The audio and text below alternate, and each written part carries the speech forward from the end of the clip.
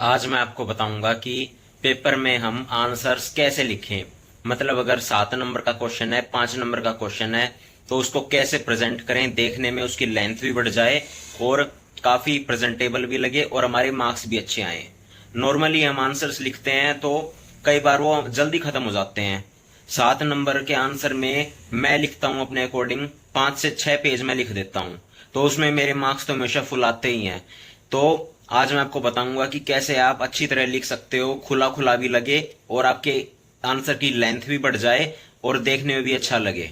तो आप flow chart method का यूज कर सकते हो। जैसे स्टार्टिंग में हमने कुछ लाइन लिख दी क्वेश्चन और फिर उसका एक्सप्लेन कर दिया कि दीज आर एज फॉलोज। मतलब मान लो आपको इन्वायरमेंटल पोल्यूशन के कॉजेज बताने हैं, तो सबसे पहले यहाँ पे लिख दो आप कॉजेज और फिर इसको एक ऐसे सर्कल बना दो। मतलब एक फ्लो चार्ट टाइप आपको बनाना है। फिर आप यहाँ इसके फैक्टर्स लिख सकते हैं, जैसे फैक्ट्रीज। इसमें आप बता सकते हो जैसे फैक्ट्रीज अपना वेस्ट डंप करती हैं वाटर में, तो फैक्ट्रीज डंपिंग देयर वेस्ट। या फिर इसको और छोटा करके भी लिख सकते हो आप अपनी भाषा में अगर लिखना चाहो तो, स्मोक एमिशंस फ्रॉम फैक्ट्रीज। और आप लिख सकते हो इम्प्रॉपर वेस्ट मैनेजमेंट। तो इस तरीके से पहले मैंने कॉजेज के आसपास अलग अलग पॉइंट्स लिख लिए जो जो मेरे माइंड में आए। एक इसका फायदा ये है सबसे बड़ा कि अगर हम क्वेश्चन स्टार्ट करते हैं तो उस टाइम हमारे माइंड में कुछ पॉइंट्स तो आ जाते हैं कि एक तो डिफोरेस्टेशन हो सकता है, जैसे factories dumping their waste, smoke emissions, 2-3 point हमारे माइंड में आ गए। लेकिन हम लिखने लगते हैं तो फिर हम भूलने लगते हैं कि हम ये पॉइंट भी था, ये भी था, स्टार्टिंग में याद आ जाते हैं। तो इस फ्लो चार्ट का एक फायदा ये है कि ये देखने में अच्छा तो लगता ही है, हमारे मार्क्स इंप्रूव तो करता ही है, साथ में हम लिखते हैं तो ये हमारी हेल्प भी करता है। कैसे कि हम स्टार्टिंग में ही सारे पॉइंट्स को लिख लेंगे एक एक करके, फिर हमारे लिए आंसर लिखना काफी आसान हो जाएगा कि पहले हम ये इसको लिखेंगे फिर इसको एक्सप्लेन करेंगे। फिर जैसे प्लास्टिक पोल्यूशन लिखा उसको एक्सप्लेन किया, तो स्टार्टिंग में ही हमारे पास एक लिस्ट बन गई कि क्या क्या हमें आंसर में एक्सप्लेन करना है। हम भूलेंगे भी नहीं कि कोई पॉइंट रह तो नहीं गया। पहले ही 8 से 10 पॉइंट हम तैयार कर लेंगे सोच सोच के और फिर उन्हें आंसर में एक्सप्लेन कर देंगे, तो हमारा आंसर भी काफी अच्छा लगेगा। आसपास ऐसे ये बना देंगे, इसको देखने में अच्छा लगे। और भी आप अपने अकॉर्डिंग कोई कोई शेप्स बना सकते हो। अब देखो मैंने ये सारी शेप्स बना दी हैं और फिर हम इसको एक एक करके ज्वाइन कर देंगे। इनको ऐसे ज्वाइन कर सकते हो आप एरोज बना के।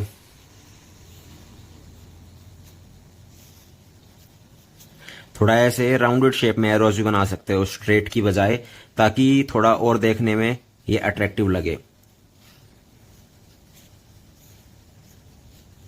अब एक एक पॉइंट को आप एक्सप्लेन कर सकते हो। जैसे पॉइंट नंबर 1 डिफॉरेस्टेशन क्या होता है, इसके ऊपर 2-3 लाइनें लिख दोगे, फिर ये ऐसे कर करके आपका आंसर काफी अच्छा रेडी हो जाएगा। और अगर क्वेश्चन में पूछ रखा है कि आपको इसके वो भी बताने हैं कि इन्वायरमेंटल पोल्यूशन के अफेक्ट्स क्या क्या होते हैं, तो एक आप अफेक्ट्स का बना सकते हो ऐसे ही फ्लो चार्ट। इस वाले में आप यहाँ सेंटर में कॉजेज की जगह पे अफेक्ट्स लिख दोगे और बाकी सारे जितने इफेक्ट्स हैं उन सबको लिख देना एक एक करके और फिर उन्हें एक्सप्लेन कर देना। तो आपका अगर 7 नंबर 10 नंबर या किसी किसी एग्जाम्स में 20 नंबर के भी क्वेश्चन आते हैं तो वहां काफी अच्छी तरीके से आप आंसर लिख सकते हो। देखने में भी अच्छा लग जाएगा, एग्जामिनर को पहले ही पता चल जाएगा कि कौन कौन से पॉइंट्स इसमें कवर किए गए हैं। इस तरीके से पेपर अटेम्प्ट करने का फायदा ये है कि इससे हमारा आंसर काफी प्रेजेंटेबल लगता है, और क्योंकि प्रेजेंटेशन ही मैटर करती है तो ये सबसे इम्पोर्टेंट चीज हो जाती है। इससे एग्जामिनर को भी पता चल जाता है कि इस स्टूडेंट को आंसर अच्छे तरीके से आता है और उसे एक ओवरव्यू मिल जाता है कि इस क्वेश्चन में आंसर में क्या क्या पॉइंट्स डिस्कस किए गए हैं। वो ऊपर देख सकता है हमारे फ्लो चार्ट में कि ये इसके कॉजेज हैं और ये इसके इम्पोर्टेंट पॉइंट्स हैं अंडरलाइन। और उसके बाद फिर हम हर एक पॉइंट को 3-4 लाइन 4 लाइन 5 लाइन में अपने हिसाब से एक्सप्लेन कर सकते हैं। इससे आंसर की लेंथ भी बढ़ जाती है और देखने में भी अच्छा लगता है, और ओवरऑल जो हमारे मार्क्स हैं वो भी इम्प्रूव हो जाते हैं और देखने में भी काफ़ी अट्रैक्टिव लगता है। ये एक ब्रीफ ओवरव्यू मिल जाता है कि इस क्वेश्चन में क्या होने वाला है, इसके आंसर में एग्जामिनर को देखते ही पता चल जाता है। और वही बात है कि प्रेजेंटेशन मैटर करती है। जितने अच्छे तरीके से हम अपने आंसर्स को प्रेजेंट करेंगे उतना ही वो देखने में अच्छे लगेगा क्रिएटिव लगेगा और उतने ही फिर अच्छी तरीके से हमें मार्क्स मिलेंगे। आज यही चीज़ मैंने नोटिस भी की। मेरा एग्ज़ाम था आज, तो एग्ज़ाम के दौरान मैं ऐसे ही फ्लो चार्ट, डायग्राम, फ्लावर्स बना के इस तरह से आंसर्स लिख रहा था। जैसे क्वेश्चन में इम्पोर्टेंस पूछ रखी थी किसी चीज़ की, तो मैं इम्पोर्टेंस बीच में लिख के और फिर फ्लावर्स वगैरह बना के उसके अच्छी तरह से एक्सप्लेन कर रहा था उस क्वेश्चन को। तभी मेरे सामने जो टीचर्स ड्यूटी दे रहे थे, उनमें से एक सर ने देखा कि मैं इस तरीके से प्रेजेंट कर रहा हूँ आंसर्स को, तो वो आपस में बात करने लगे। क्योंकि वो मेरे पास में ही बैठे थे, तो उनकी बात मुझे सुन गई। तो वो कह रहे थे कि बाकी सब तो देखो ऐसे ही आपस में पूछ के डिस्कस करके पेपर कर रहे हैं, कोई ऐसे ही चीटिंग वगैरह से पेपर कर रहा है, लेकिन ये बच्चा है, ये देखो इस तरीके से कितनी अच्छी तरीके से खुद से आंसर लिख रहा है। तो फिर वहाँ दूसरे सर बैठे थे, वो कहने लगे कि हाँ, कुछ बच्चे होते हैं जो खुद से पढ़कर भी पेपर देते हैं। मतलब ये सुन के मुझे काफ़ी अच्छा लगा।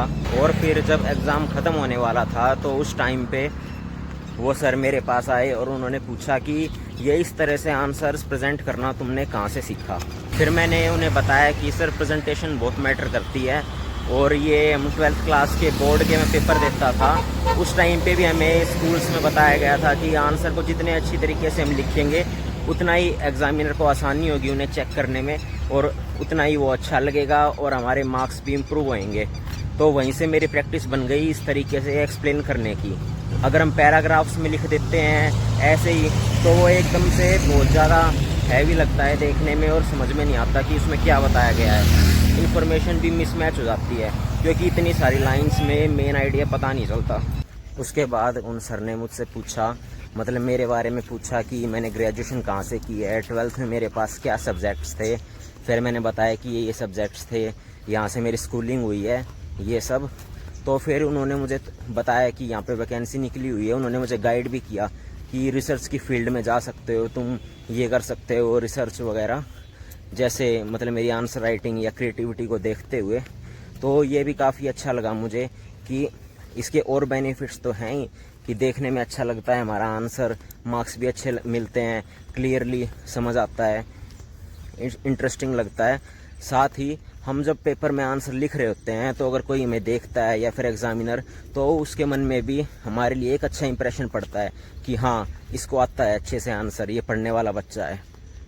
तो एक अच्छी इमेज भी बनती है, ये कह सकता हूँ मैं। तो मुझे काफ़ी अच्छी लगी ये चीज़। मैं काफ़ी टाइम से इसे यूज़ करता हूँ आंसर राइटिंग में, जो भी कॉलेज के, ग्रेजुएशन के या फिर किसी भी तरह के एग्ज़ाम्स होते हैं, और फिर मार्क्स भी अच्छे मिलते हैं। बाकी ज़्यादातर बच्चे क्या करते हैं कि वैसे लिख देते हैं पैराग्राफ्स में, होच पोच हो जाती है उसमें, एग्जामिनर को पता नहीं चलता कि इसका सेंट्रल आइडिया क्या है, कहाँ पे आंसर ख़त्म हो रहा है, क्या क्या इसके अंदर डिस्कस किया गया है। और एक चीज़ ये भी कर सकते हैं कि जैसे आंसर को हम लिख रहे हैं, 3-4 लाइन हम एक्सप्लेन कर रहे हैं, तो उसमें कुछ वर्ड्स ऐसे होते हैं, जैसे कुछ एक्सप्लेनिंग वर्ड्स, तो उनको हम ब्लैक पेन से अलग कलर से लिख सकते हैं, उसके नीचे अंडरलाइन कर सकते हैं, ताकि वो अलग से हाईलाइट हो जाएं।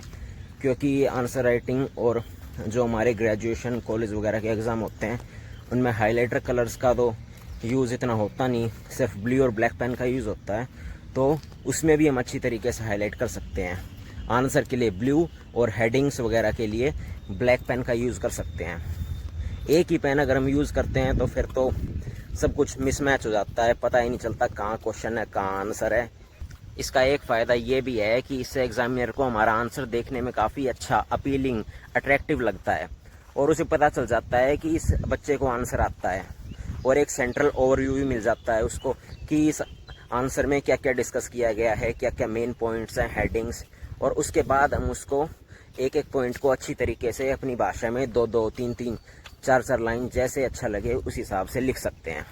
तो इससे आंसर काफ़ी प्रेजेंटेबल भी लगता है, देखने में भी अच्छा लगता है, उसकी लेंथ भी बढ़ जाती है, और साथ में हमारे मार्क्स हैं उसमें भी इम्प्रूवमेंट होता है। क्योंकि जितना अच्छी तरीके से एग्जामिनर अंडरस्टैंड करेगा, उतनी ही अच्छी तरीके से वो फिर मार्क्स भी देगा। बाकी आज मैं पार्क में आया हुआ था, ये मेरा डॉग है मिनी, इसको घुमाने के लिए, तो सोचा कि थोड़ा बता भी देता हूँ आपको आंसर राइटिंग का मेरा एक्सपीरियंस, और शेयर कर देता हूँ जो आज मेरे साथ हुआ। मतलब टीचर्स ने अप्रिशिएट किया मेरी आंसर राइटिंग को, जिस तरीके से मैं पेपर अटैम्प्ट कर रहा था, तो मुझे काफ़ी अच्छा लगा। और मैंने सोचा कि आप लोगों के साथ भी शेयर करता हूँ कि आप भी इस तरीके से इम्प्लीमेंट कर सको और अपने आंसर्स को और अच्छी तरीके से लिख सको। इस तरीके से क्वेश्चन अटैम्प्ट करने का एक फ़ायदा ये भी है कि इससे एग्ज़ामिनर को काफ़ी अच्छी तरीके से पता चल जाता है कि लिखने वाले को क्वेश्चन आता है, और ये भी पता चल जाता है कि ये एक इंटेलिजेंट स्टूडेंट ने लिखा है। मतलब हर पॉइंट क्लियरली दिख जाता है, उसे एक ओवरव्यू मिल जाता है कि इस आंसर में क्या क्या पॉइंट्स इंक्लूड किए गए हैं।